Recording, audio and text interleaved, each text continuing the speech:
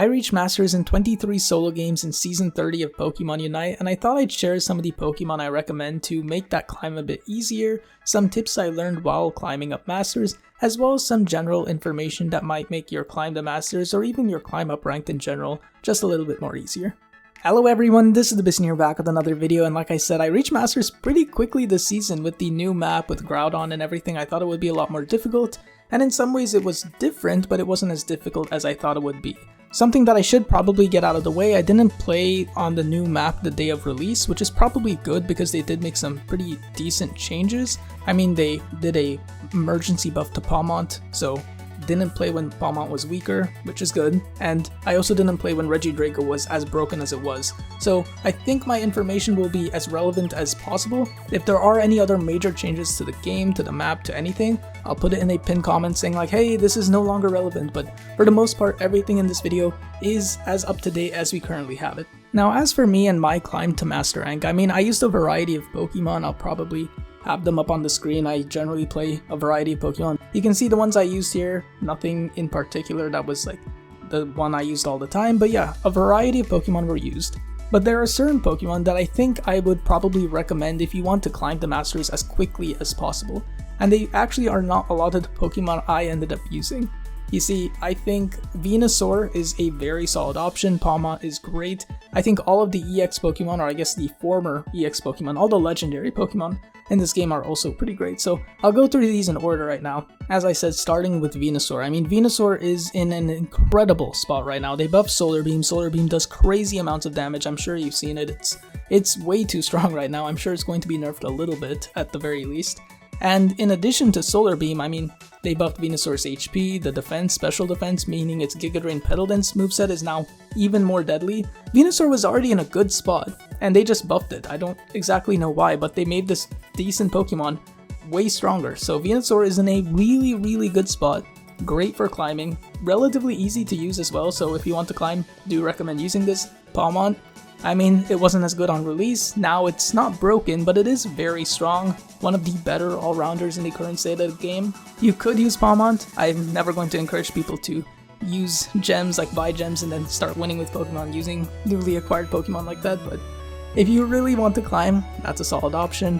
All the legendary Pokemon, I mean Ho-Oh, Latios, Zacian, Mewtwo, the Mewtwo's, they're all pretty decent. Wouldn't say they're as broken as they used to be, but they're all in the upper ranks of the like overall tier list, I'd say, that exists. They're all very, very strong.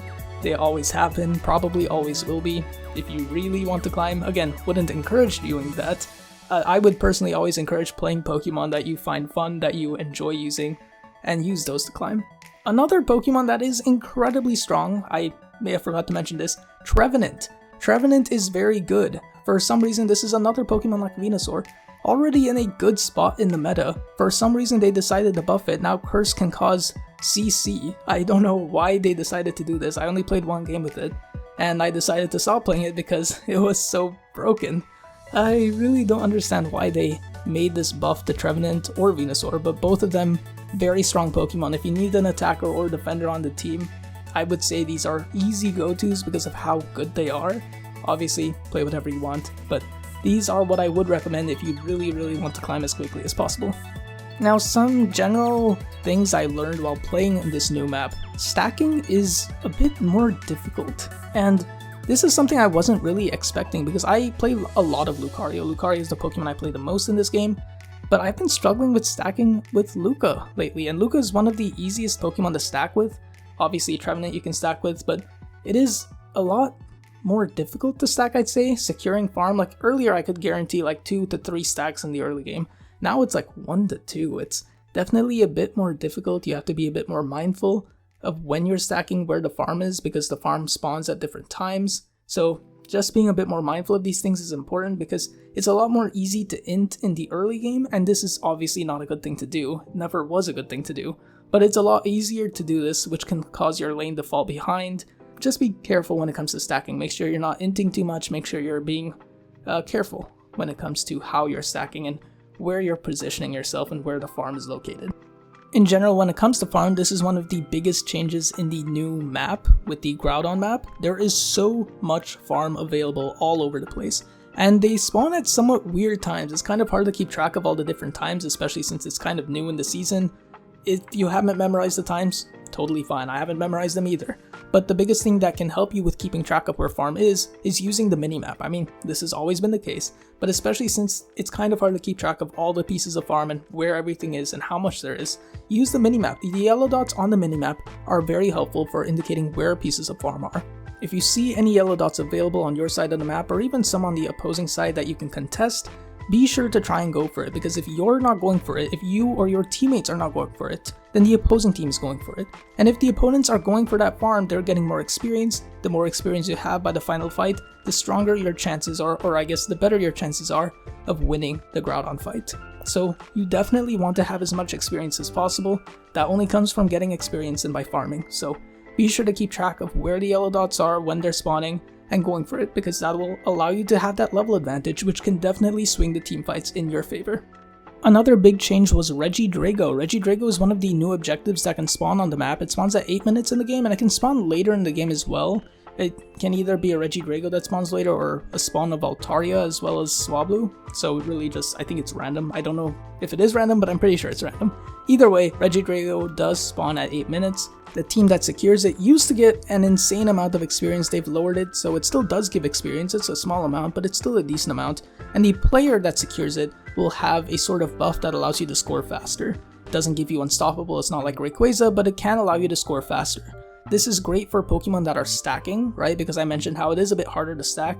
So if you are able to secure the Regidrago, it kind of makes it almost like you can guarantee your full 6 stacks in that early game. So I do recommend it, but I don't think it is a requirement. I don't think your entire team needs to rotate for it. If your team does get it, it's great, of course, you get more experience, but you don't need to force all of your energy into securing it.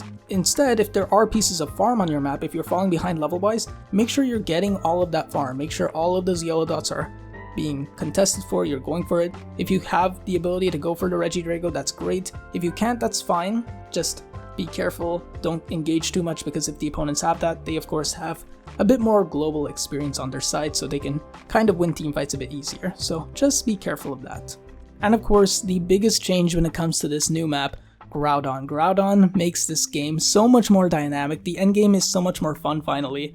And it's hard to say the exact best way to play when it comes to Groudon.